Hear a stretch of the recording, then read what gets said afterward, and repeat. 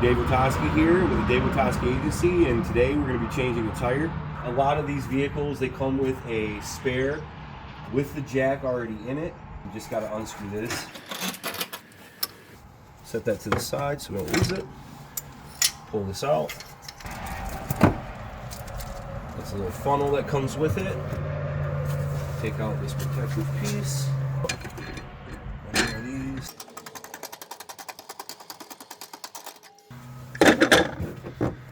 Pull the tire out.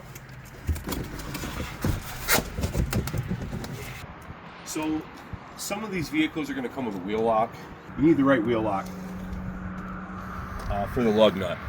And this is going to actually unlock it. You see it's got a special little groove in there, and the outside is round. So we just put this on the four-way, pop it in there, and it's going to unlock it. Loosen these up before you jack the car up. Otherwise, you'll just be spinning tire and you'll never get it off. Make sure it's tight. Loosen it up. And you can loosen the rest. These four-ways are pretty handy. A lot of them come with like a one arm that just fits your jack and your lugs. I advise keeping one of these in. You get more leverage being able to use both hands. You want to make sure you're jacking up your vehicle on as level ground as possible. It'll keep the jack steady for when you're doing this. That should be just enough to get under there. Now, a lot of these vehicles are going to have a nice spot where this will hook onto for this one.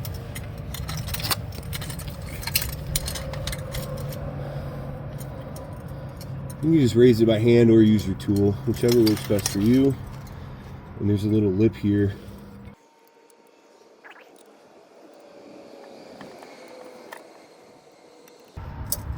Like I say, just make sure that's flat, as level as possible. And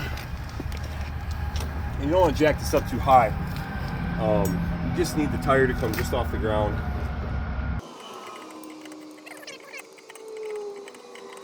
Alright, so we got this tire jacked up.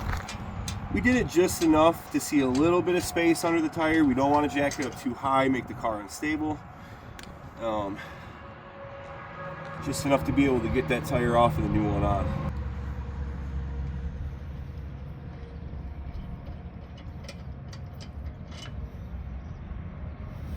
I do have one that's a little stuck.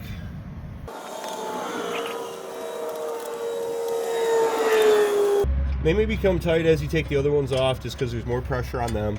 That's fine. It shouldn't take very much to knock them loose if that's what happens.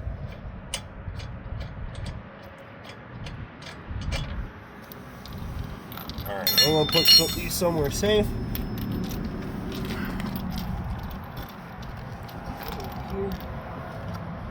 We're going to go ahead and pull the tire off now.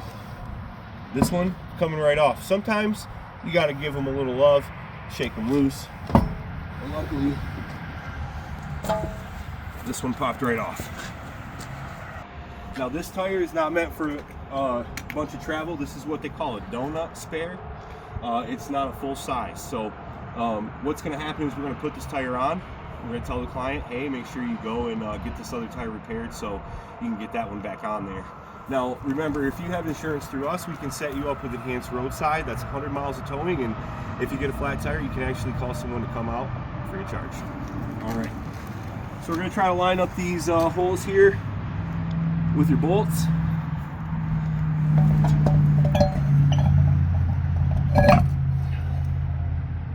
Set that on there like that.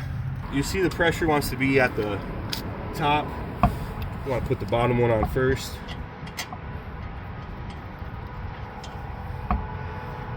Do this in kind of a star pattern. Make sure it's pushed all the way back.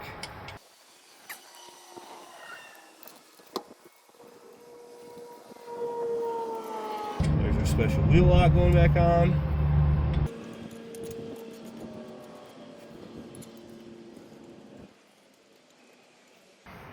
All right, we're going to tighten this up while it's in the air.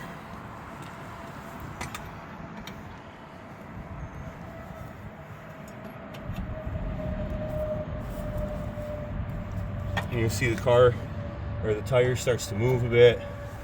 It's totally fine.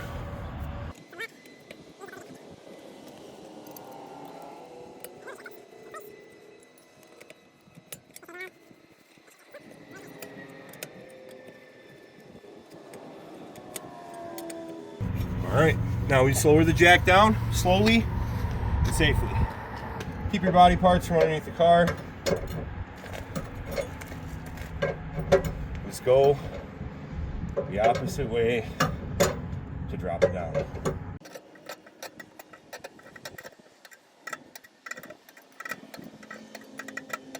All right, so we got the jack lowered to the tires hitting the ground. I didn't release all the pressure on the jack. I just need to get the tire on the ground so it'll stop it from spinning, and I can tighten it up the rest of the way.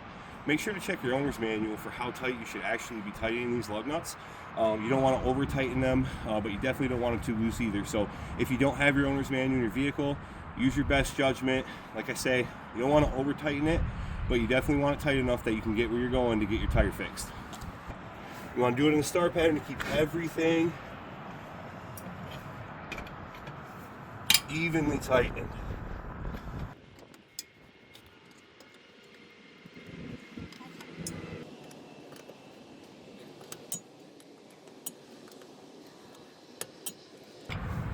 And there we go.